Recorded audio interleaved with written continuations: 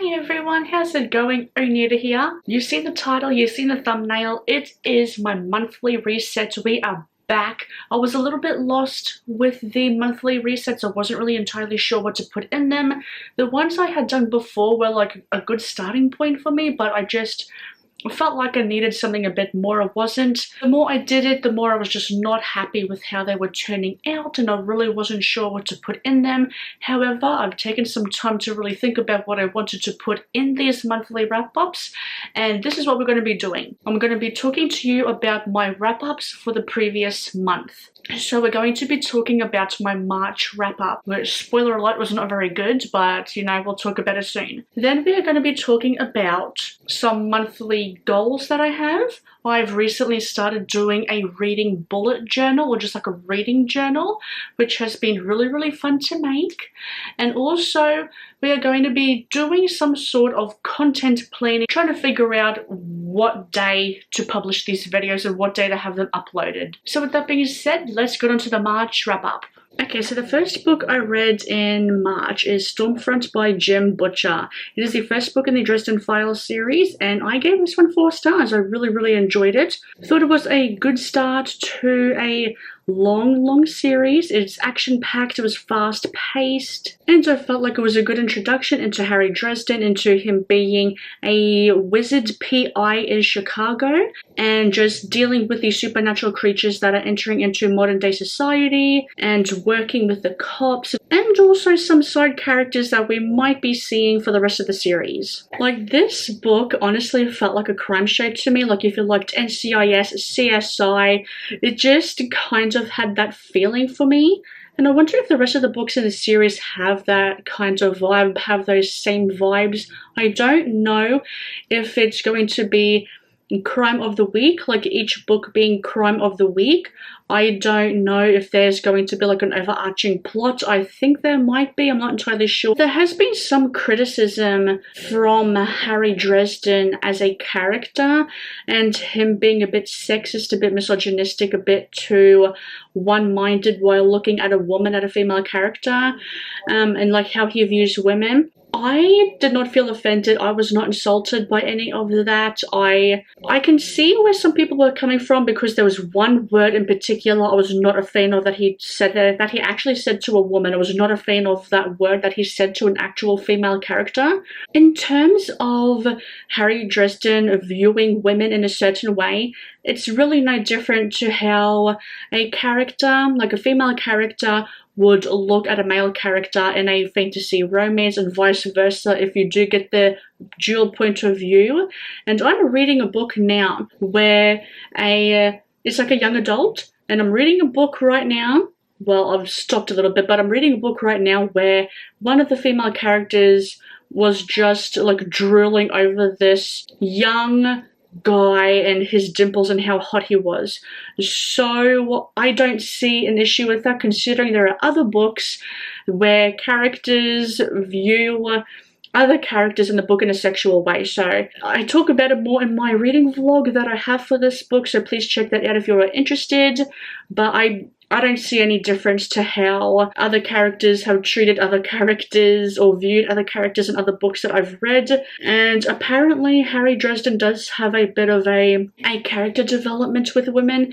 But like I said, I'll talk about it a bit more in my reading vlog, and I will have that linked down below and also in the video somewhere, so you can check that out. The Dictionary of Obscure Sorrows. I love this book a lot. I gave this 5 stars. The writing felt very poetic, very dreamy, and therapeutic to me as well. And I apologize for the clouds that are coming over. There's a bit of cloud cover coming over and playing havoc with my camera settings. This is such a personal book to me, and I feel like also other people that will read this book, just knowing that you're not alone with some of the emotions, the experiences that you've had in your life. Like you're walking down the street and you see a person and that person has their own life apart from yours. Like, we are the main characters of our own story and other people are side characters. It's those kinds of experiences. There's a lot more in it. It's like a 200-page book, and there's a lot of definitions for experiences and emotions that we all feel. It's kind of comforting knowing that you're not the only one that has these experiences, has these emotions. It's comforting in a way. There was something in the author's note at the end of this book that I think everyone should read if you can find it. It talks about words and how we make them real, even though they're pretty much a mishmash of words that we string together. Like, we make words real. Our experiences make these words real. Even though a lot of these words are made up, so to speak, we make them real with our experiences, with our emotions. And I actually really loved seeing the origins of where these made-up words for these emotions that we have come from. And it's a bit of a niche topic of mine that I really love. I really love seeing where words come from and where they originated. Some of them come from different regions. Some of them are like a mishmash of words that we know and that we use every day. It's been an interest of mine, the origins of words, ever since I was a little kid, and it's a topic that the older I'm getting, the more I'm really, really loving. And the last full book I read for March was The Woods All Black by Mandelo. Gave this book a 4 stars. And when I got into this book, I did not read the synopsis, so I was a little bit confused on what was happening. I went back and read the synopsis and realized, oh, this is actually what was supposed to happen. Sometimes I feel like you need to read a synopsis for a book. Sometimes you can just go into a book blindly and be like, okay, kind of thing. But for this one, probably read a synopsis for it, because it does feature some triggering things if you were a transgender person. It felt eerie, like the atmosphere felt very eerie to me. However, like, especially when it comes to the forest and just Leslie, our main character, Leslie, going into the forest, I feel like going into the forest and just feeling so isolated and trapped in, and just like the overwhelming sense of pressure and creepiness and eeriness in this forest. However, I feel like those elements of like the creepiness in the forest could have been like added a bit more. It's a very small town, like Appalachian mountainside town. Everyone is religious, very judgmental. They treated Leslie pretty horribly. Like, some of the things they said to her face about her, oh my gosh, it was sad and pretty disgusting, and I wanted to smack all these characters in the face. There was one character that was a little bit in support and did show Leslie some respect, which was nice. Well, it was nice for how long it lasted. And like, this is a very small Appalachian town. It's set in the 1920s, very judgmental. Like, women have to wear skirts, men wear shorts, men work all the time. Women are just there to give you children and do the housework and all that kind of nonsensical bullshit. And it gave Leslie, being a transgender person, a very, very isolated feeling. Like, she felt isolated. She really couldn't do her work as a nurse properly because of it. Monster sex. That's all I'm gonna say, monster sex. Because it's true. Yeah, it's true. Monster sex. Going back to the creepy atmospheric vibes to the forest, it did have a sense of being supernatural. I really enjoyed that element, and it felt a little light on the horror. I feel like the horror could have been amped up a little bit more, but then I guess you could say the horror aspect of this was the fact of how horribly Leslie was treated. I guess that could also be seen as like another horror element, another horror aspect in this novella, and how he was treated amongst this small Appalachian isolated mountainside town. That's another horrifying aspect, I guess you could say. There is a revenge plot in here, and the revenge was very, very well justified. There was an R scene that happened, like the letter R. The R word was only mentioned once.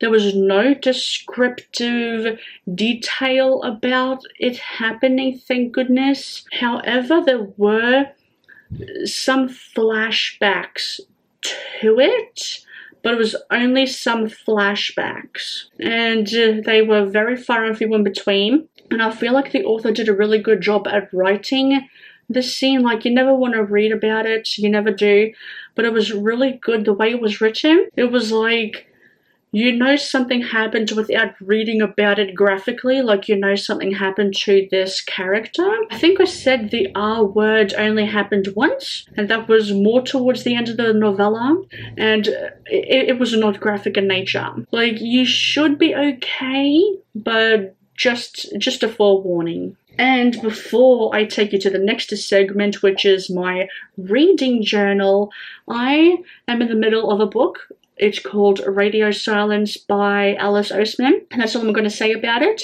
because I haven't finished the book. All I'm going to say to you is that I'm really enjoying it so far. So I'm going to keep reading that in April. It should not take me long, so I'm not going to put that book into my I'm in the middle of reading 4 books, help me read them kind of reading vlog that I'm doing for April. I'm just going to continue reading that outside of my other reading vlogs that I'm doing. That's all I had to say for my March wrap-up. Let's get on to the reading journal. Okay, so this is my reading journal, and this is what we've got so far. I'm going for a circus theme. I'm going for The Night Circus inspiration, like the book The Night Circus by Erin Morgenstern. And then I've just penciled in how I wanted it to look like. I've got my shelf, I've got my monthly reading goals I want to have, and days I've read. Then I have my TBR all set out, and then I have books read. I have to glue these pages together so that it won't bleed out or bleed through the pages if I were to use these kinds of markers. I have actually changed the way I've done this reading journal. I will show you once I have finished my April spreads what I'm talking about, but I have changed the way I've done some things. It just really wasn't working for me, but it was like a good starting point.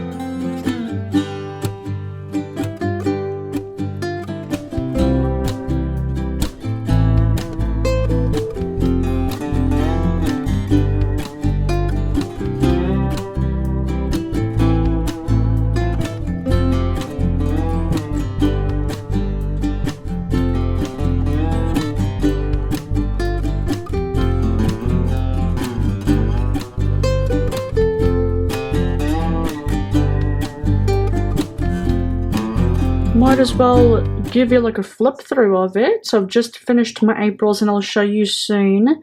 This is my 2024 reading tracker. You can see that I had to start super gluing them, like the pages together, because the markers were starting to bleed through, so I had to do that. I decided to go with a very simple theme. I've done bullet journals before and I'd done too much. It was too busy, I was really stressed out about it, and I wanted something minimal, so I do apologize. So I do apologize for the messiness, I guess you could say. I'm still new to it. So that's my 2024 reading journal, or reading tracker. My goals for books read. January I was going for like a retro surfer kind of theme. I really like the colors I picked for it. I was not a fan of this. I did not like how that turned out. I still kept this throughout, like the days read. I wanted to see how many days I was reading, and I got like a monthly shelf over there.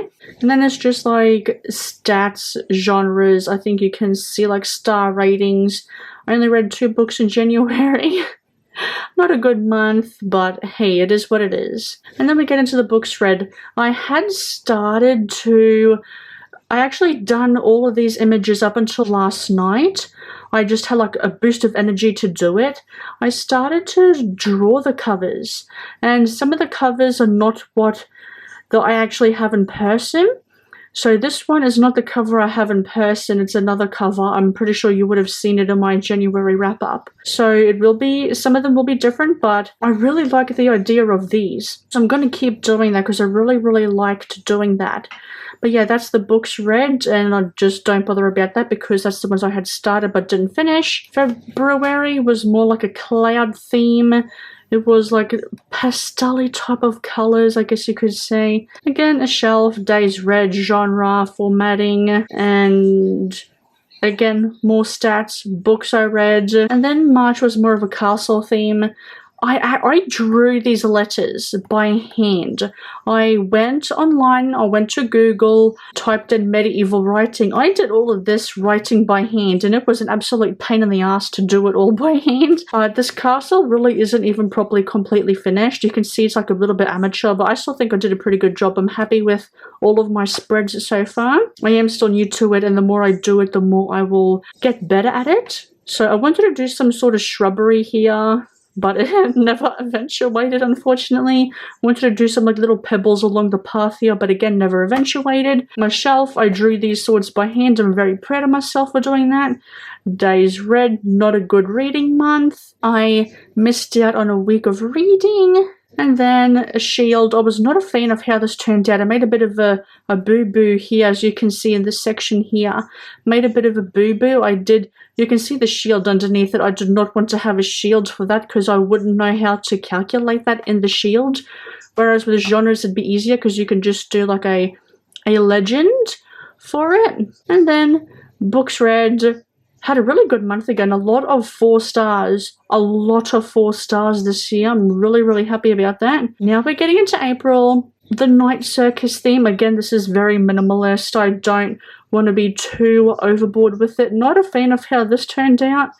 But hey, it's okay, I'm still learning. And this is what I've got so far. To me, it doesn't look that good on camera, but I'm sure once I put my SD card into my laptop and look at the footage again, I'm sure it won't be that bad. But that's okay, I like the minimalist look. I've decided to do my monthly shelf different. I've decided to draw in all the books that I wanted to read and color them in as I go along, because I need to kick my ass a little bit when it comes to reading, especially because you can see I've got a lot, and I need to learn to start drawing the books a little bit bigger. And then I got my TBR, so I can keep a track of that, because this is a reading journal, reading tracker journal anyway, so I wanted to keep my reading in check.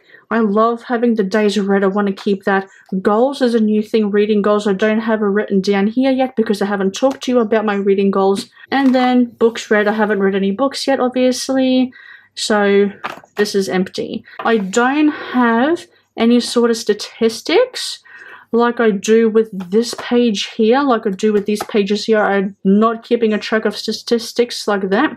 Oh my goodness. Instead, I'm going to keep a track of my reading statistics in this kind of page, the books read.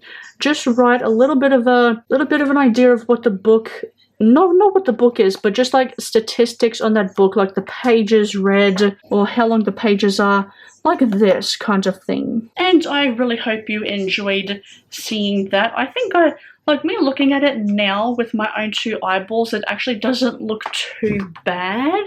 I hope you enjoyed. I will now take you to the next segment, which is my content planning. Okay, let us get into some content planning now. Here we have my content plans, and this is what I plan to do in the month of April. I just have to sort out the dates in here. So I've got my calendar here. Like, this is all Australian dates and events that are happening in Australia, so things are going to look a little different. So this is everything I have. This is my Notion. Obviously, this is my Notion. This is how I plan it out. It's nice and simple for me. I don't want it to be too overwhelming for myself. I just want something simple, easy to do, and so I won't get overwhelmed and feel like I'm not getting anywhere. This orange right here is an idea of where I want to upload a video, or when I want to upload a video. It's the ideal date, I guess you could say, the ideal day. If I end up doing it, it goes green. If it doesn't end up working out, I put it on red, or I love it because I can like shuffle it around and shit. And I'm always shuffling stuff around, but that's just like an idea. Like I said, I'm always shuffling plans and ideas around. I'm always moving it here, moving it there, and I really like it. It works for me.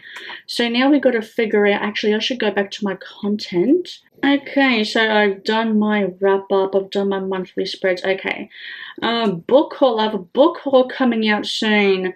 I'm going to film that today. It's the 4th today, and you saw the amount of stuff I had to do today, but it's my day off, so I can actually get all of that done. I'm thinking of Wednesday 10th sounds good to me. So book haul, orange. Okay, go back to content. Self-help reading vlog. These are the books I'm reading for the self-help reading vlog. If I got a video on the 10th, I've already started a book for it and I'm nearly finished it. Like the book I'm currently reading now is a short one. It should not take me long to read, but then I have other books to read as well. It all depends. I might do that. If I'm reading one now, I can get it done. I'm going to go for another Wednesday, 17th, for my self-help reading vlog. The self-help reading vlog. Orange reading vlog. I don't think, like, I don't think I'll ever get to this reading vlog. I don't see it happening. That's why I got a question mark, because I'm just not sure, because I have all of these books to freaking read. Yeah, that'll definitely give me enough time. Okay, so then 24th?